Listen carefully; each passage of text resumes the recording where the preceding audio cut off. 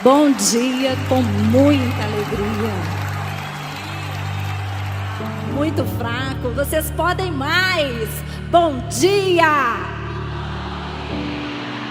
Meu nome é Flávia, mas ninguém assim me chama. Sou sempre Flavinha, às vezes Flavinha Gama. Quem me conhece já fica íntimo e logo sabe a minha fama. Sou aquela que brinca, que ri, que chora e ama. Sou a mãe da Giovana. Sou contadora de histórias, palestrante e coach, porque encantar e transformar vidas é muito mais bacana. E hoje eu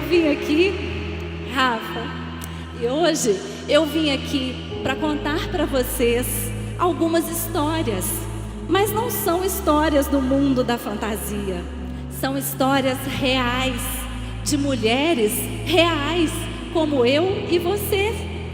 Histórias de mulheres que foram decisivas na história da igreja, história de mulheres santas, história de mulheres escolhidas por Deus. Mas o que será que ele viu nelas? Será que foi aquele olhar plácido, olhar de ternura, mãos no peito? Pode ser.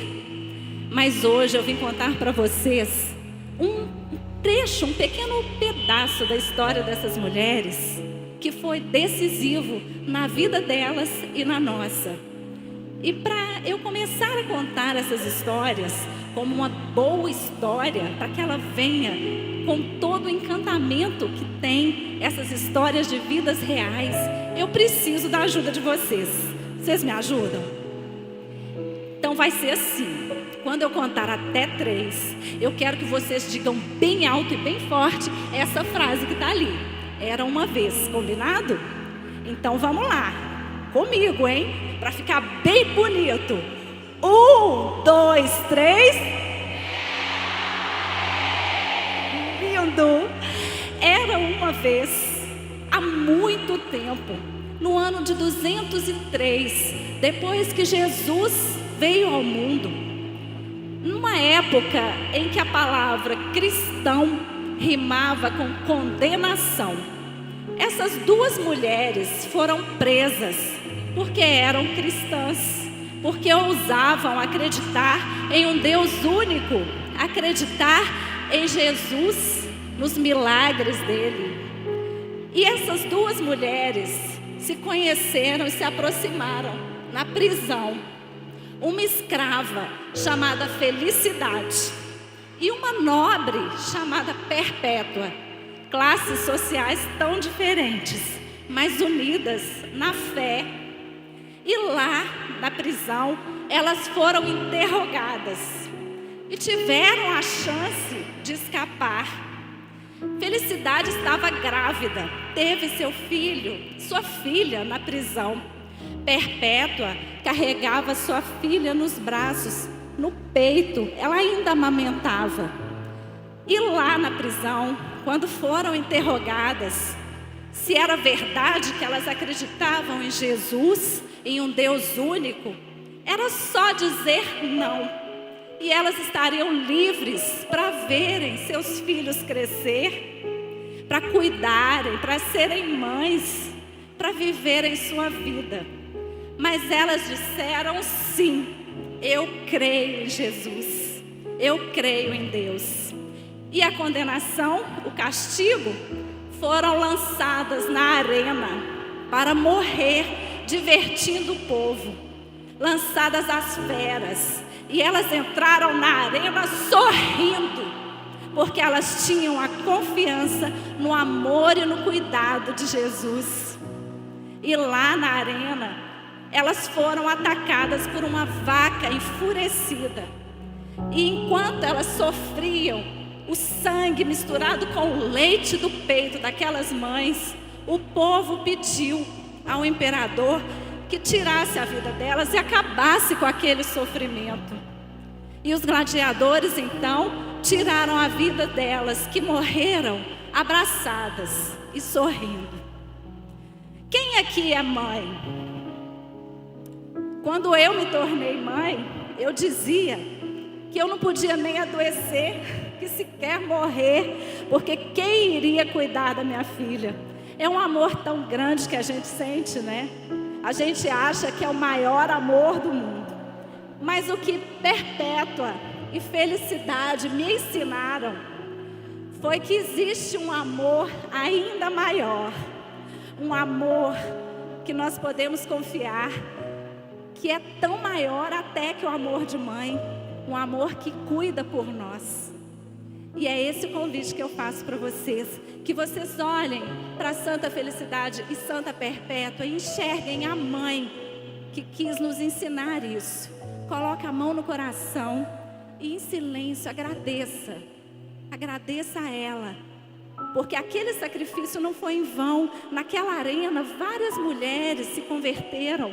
No mínimo se perguntaram: que amor é esse que vale a pena morrer por ele? Eram mães como nós. E era mais uma vez, agora, ainda no século III, uma jovem, uma menina de 13 anos, que foi trancada numa torre pelo seu pai. Antes que vocês me perguntem, ela não era Rapunzel. E ali, essa menina viveu anos e anos. O pai não a trancou por maldade, ele queria protegê-la da sociedade corrupta da época.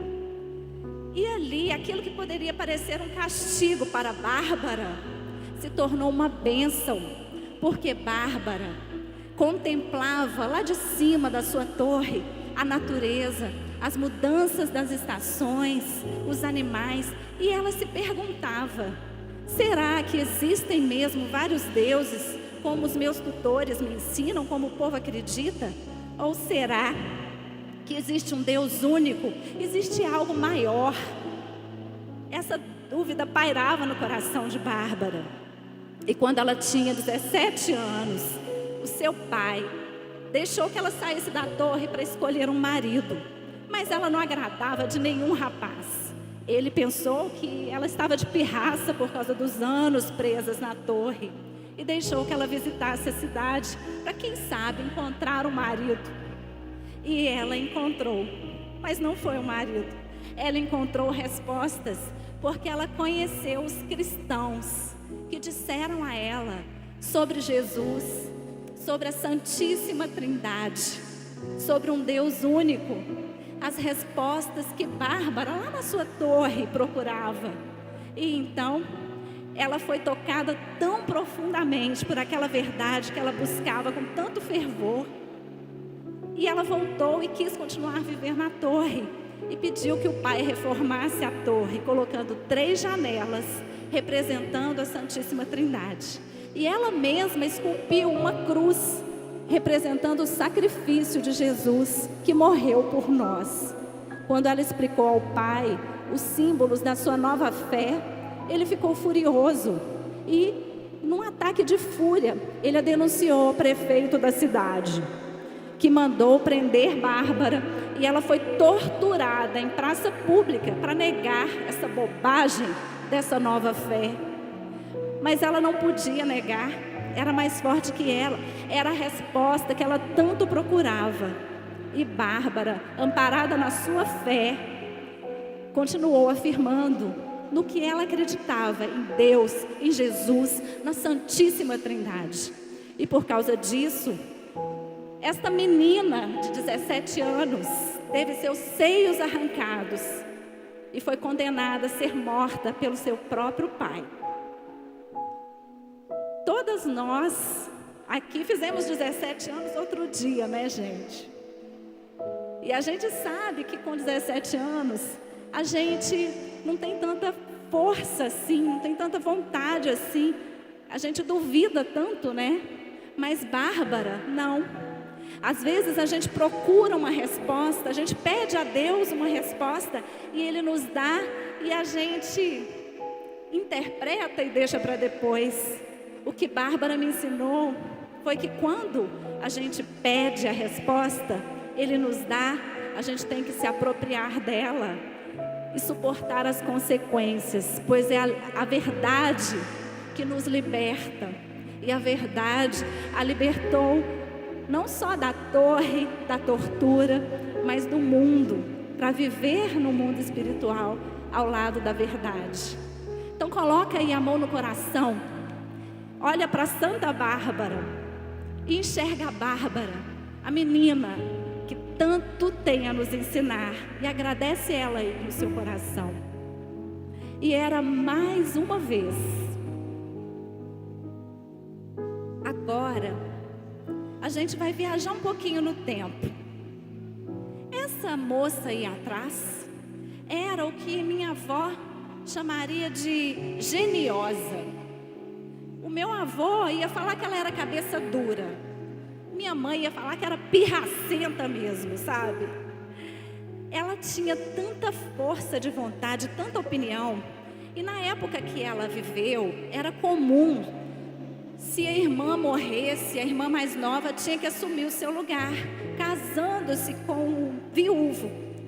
E Catarina foi forçada pelos pais a fazer isso. Mas ela tinha tanta firmeza e era tão cabeça dura que ela fez jejum. Ela não fez greve de fome. Ela fez jejum e ficou em oração até que os pais voltassem atrás. Eles deixaram para lá, falaram: tudo bem, não quer casar, não casa com ele, mas você vai se cuidar, porque ela não era muito vaidosa.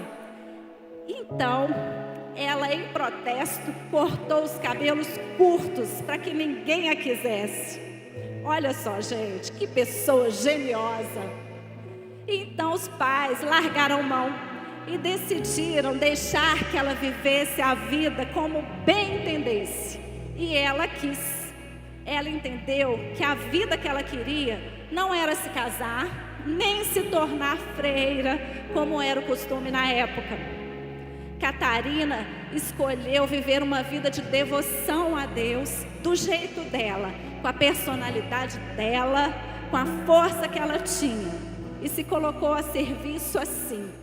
Viveu uma vida de cuidar dos pobres e doentes, e de ir aonde fosse preciso, para chamar as pessoas para agir na vontade de Deus. E foi assim que ela encarou o rei da França e falou para ele: acordai, porque você não sabe quando vai morrer. Quase assim, né? Toma tento, homem. E ele tomou tento, mudou sua postura. E foi assim que Catarina foi até a França, onde o Papa Gregório estava exilado, porque havia uma perseguição em Roma e ele estava com medo de ser assassinado.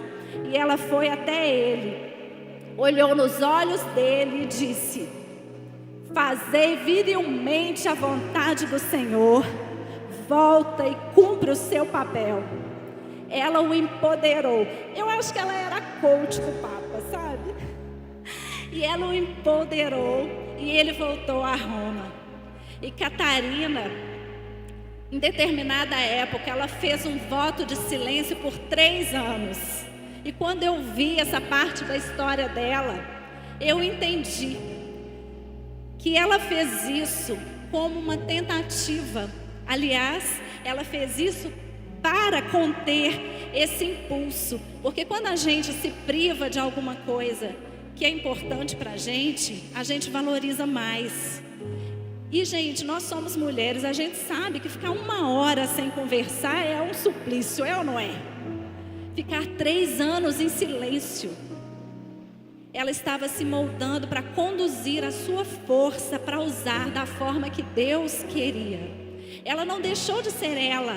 Você não precisa deixar de ser você. Você precisa orientar, canalizar a sua força. Quem aqui é meio parecida com Catarina, é meio geniosa, é meio cabeça dura? Quem se identifica aí? Percebe? Ela não deixou de ser ela. Ela não se tornou quem ela não era. Ela usou a força que ela tinha para ir onde ela precisava, dizer o que ela precisava. Então coloca sua mão no coração e agradece esse exemplo de Catarina de Sena.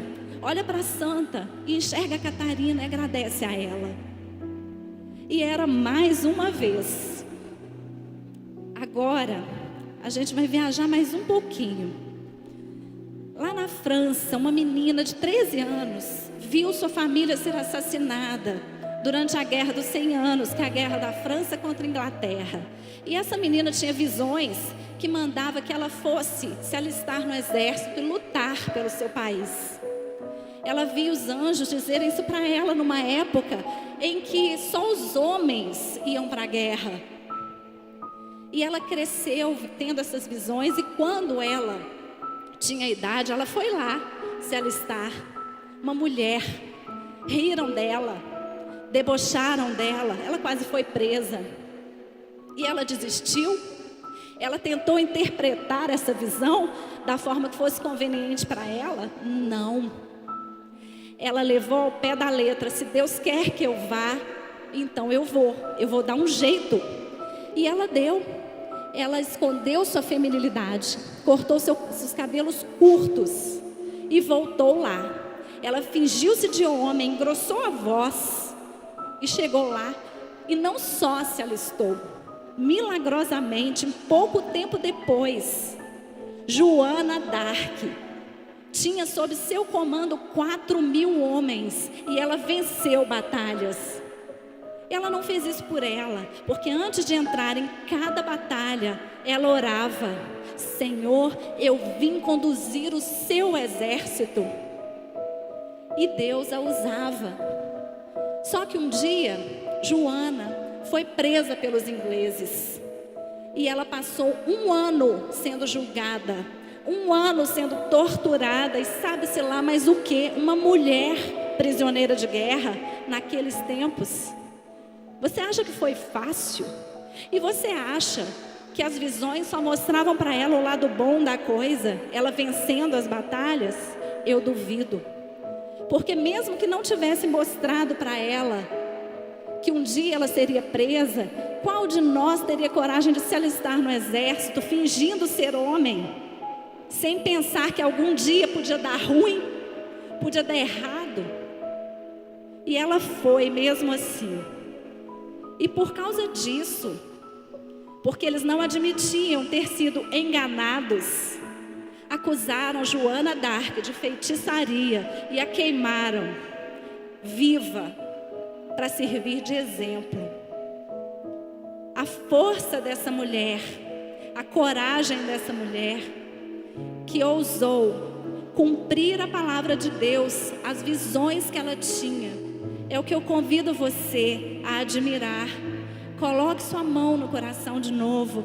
Olhe para Santa Joana d'Arc e enxergue essa jovem tão corajosa, e que ela possa nos inspirar também. E era mais uma vez Santa Hildegarda de Bingen. Era uma mulher inteligentíssima. Ela era escritora, teóloga, médica, cientista. Ela foi para o convento com 8 anos de idade e viveu lá de 8 até os 42 anos. Ela era de família nobre, mas quiseram que a vida dela fosse assim. E durante esse tempo do convento, que ela foi para ser murada viva, e ser murada viva era viver num quarto pequeno, num lugar cercado de um muro alto, para que ela não tivesse contato nenhum com o mundo externo. Ela se dedicou aos estudos, e ela tinha visões que ela escondia, porque ela tinha medo de não ser entendida. E ali, durante todos esses anos, ela foi preparada. E aos 42 anos, quando ela se tornou monja beneditina e pôde deixar a clausura, ela saiu e a vida dela começou. Ela saiu pelo mundo escrevendo livros, porque quando ela saiu do convento, ela ouviu uma voz que dizia a ela: proclamai que eu sou a luz viva que ilumina a escuridão. E ela escreveu vários livros sobre o universo em contínua expansão, isso lá no início do século XX. Compôs 70 sinfonias, porque ela também era musicista. E andava pelo mundo fazendo sermões, convidando os monges a viverem a congruência, a viverem a palavra de Deus na sua vida. E o que mais me chamou a atenção é que ela poderia simplesmente ter continuado como estava. Quem aqui está quase chegando nos 40? Eu sei que está bem longe, né? Mas quem aí está perto dos 40? Muita gente acha que já viveu tudo que tinha que viver aos 40, né? A vida dela começou para Deus muito antes, mas a ação começou aos 42 anos. Então ainda é tempo, sempre é tempo. Olha para ela, para Santa Idelgarda, coloca sua mão no coração e agradece a ela por esse exemplo de fé, que a gente possa se inspirar nesta história dela. E era mais uma vez. Agora eu vou contar sobre 4 Terezas muito especiais para a igreja. E a primeira delas, Santa Teresa de Ávila, uma freira carmelita, muito engraçada. Apesar de ser uma freira, de viver em clausura, ela era uma pessoa muito feliz. Ela gostava de se reunir com as pessoas, gostava de contar histórias engraçadas, e até as orações dela eram engraçadas. A que ela mais gostava começava assim: Senhor, livrai-me dos santos carrancudos. Eu acho que ali ela estava até rezando isso. E por causa disso, desse jeito livre de adorar a Deus, ela foi muito criticada pela própria igreja. E apesar desse jeito extrovertido que ela tinha de ser, ela sentia que era preciso uma comunhão com Deus em silêncio, era preciso de um momento de mais reflexão. E não existia isso na ordem carmelita. Era uma liberdade que ela não concordava. E com a bênção do Papa, e contrariando muitos dentro da própria igreja, ela reformou a ordem carmelita. E um dos maiores ensinamentos de Teresa é que a oração é a base para a ação. Não basta só orar.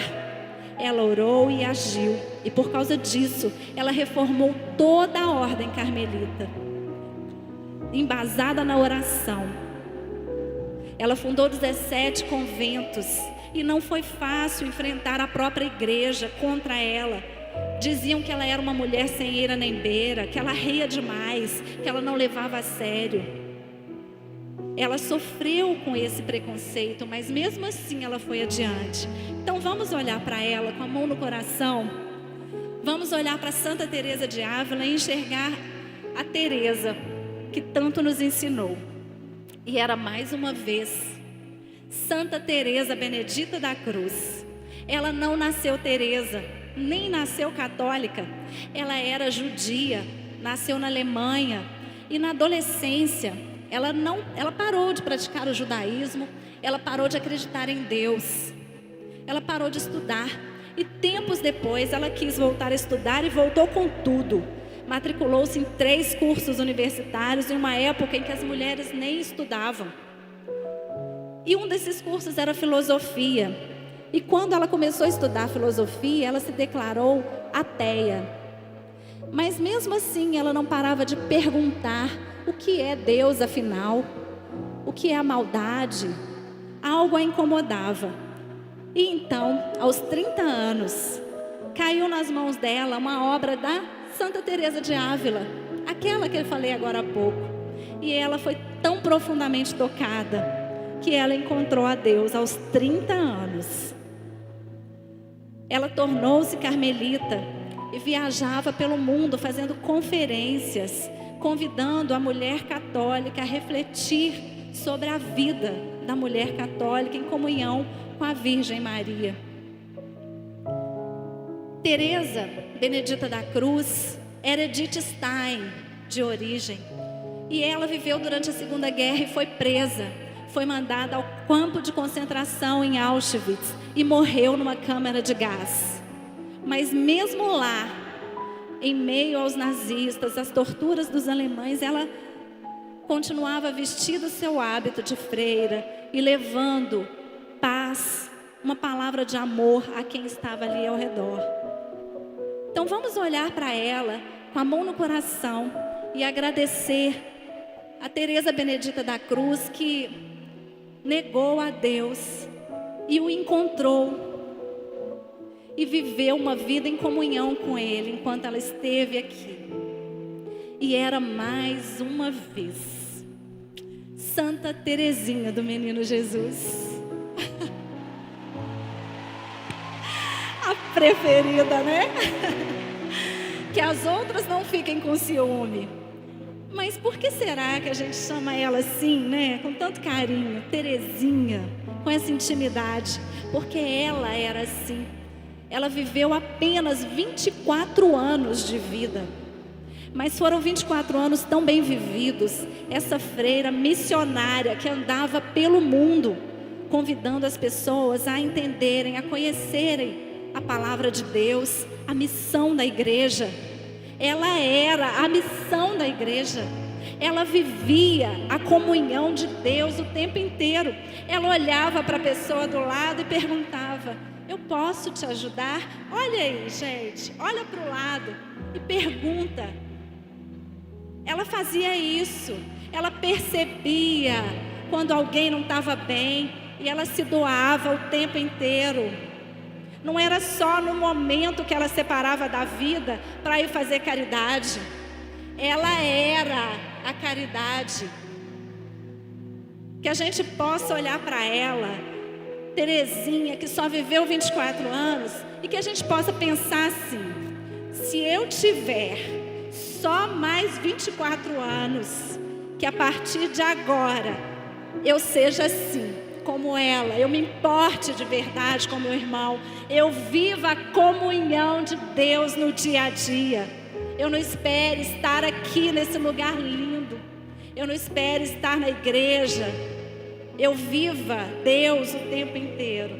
Coloca aí a mão no coração, manda um beijo para ela e agradece. E era mais uma vez Santa Madre Teresa de Calcutá. Tem que aplaudir, até arrepiei. Essa madre, que era realmente a mãe de todos que passavam por ela, apesar de ter feito uma obra gigantesca, de ter doado, de ser a bondade na prática diária, ela foi muito criticada. Vocês sabiam? Porque ela tinha tanta certeza da missão dela, do objetivo dela nesse mundo, que era ajudar a quem precisasse, que ela não olhava de onde vinham as doações para a obra. Ela aceitava o que fosse, de quem fosse, porque aquele dinheiro ia virar bondade, aquela doação ia virar bondade. E ela era muito criticada por isso.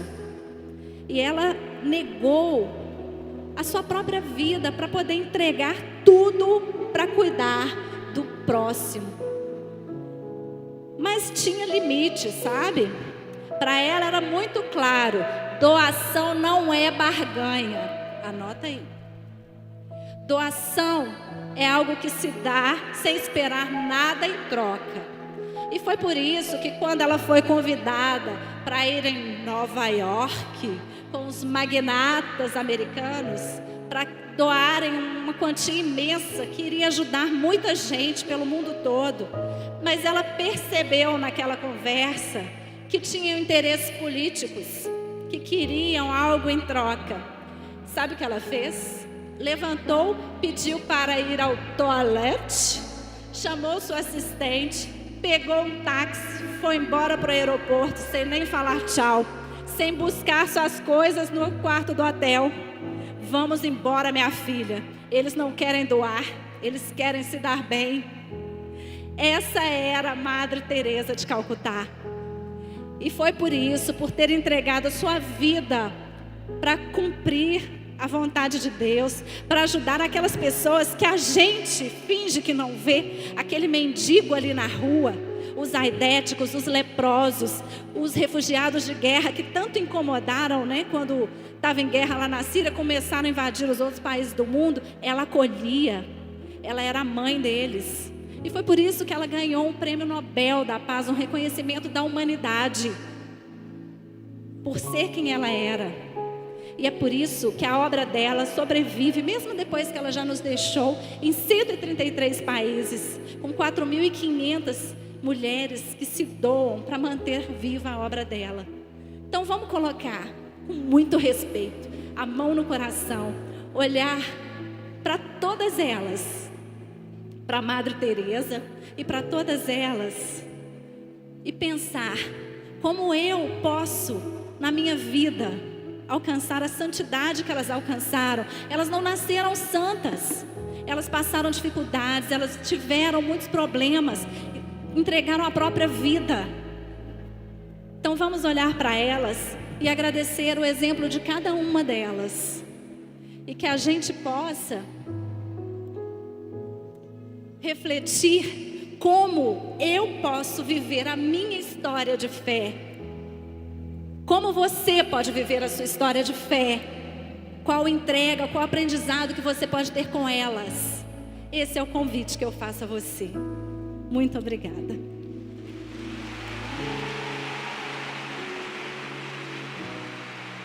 Eu queria que você olhasse para Flavinha e eu queria que você silenciasse seu coração. A Flávia não é católica. E eu, Alessandra, sou apaixonada com as mulheres da minha igreja católica. Fui eu que escolhi cada santa que ela ia falar.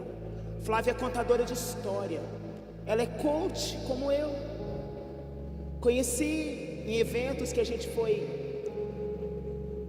participando. Eu fui vendo ela contar várias histórias. Eu disse assim: Senhor, o que o Senhor quer com uma mulher que não é católica contando história para católica?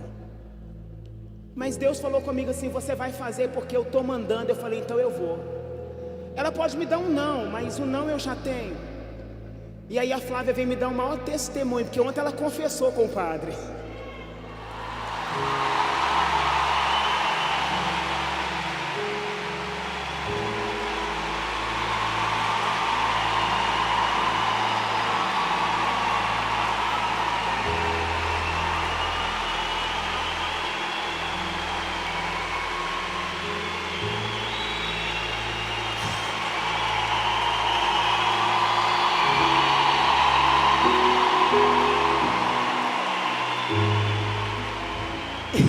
E aí ela me dizia: o que essas mulheres fizeram comigo?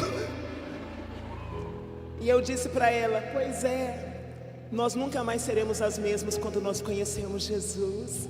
Eis aqui uma mulher que conheceu Jesus.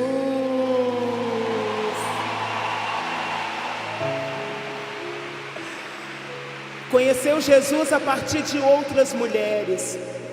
Querida, que alegria. Que alegria. Ela montou os slides, ela escolheu as fotos, ela escolheu as trechos, ela estudou cada mulher. E ela falou: essas mulheres mudaram o meu interior. Porque não, é impossível. Vocês mudaram a minha vida. Elas foram um instrumento para eu estar aqui hoje honrando esse convite. Mas essas mulheres da igreja me ensinaram muito, como vocês. Gratidão. É impossível uma mulher se encontrar com outra cheia de Deus e não sair transformada. Flávia Gama, bem-vinda à transformação, em nome de Jesus.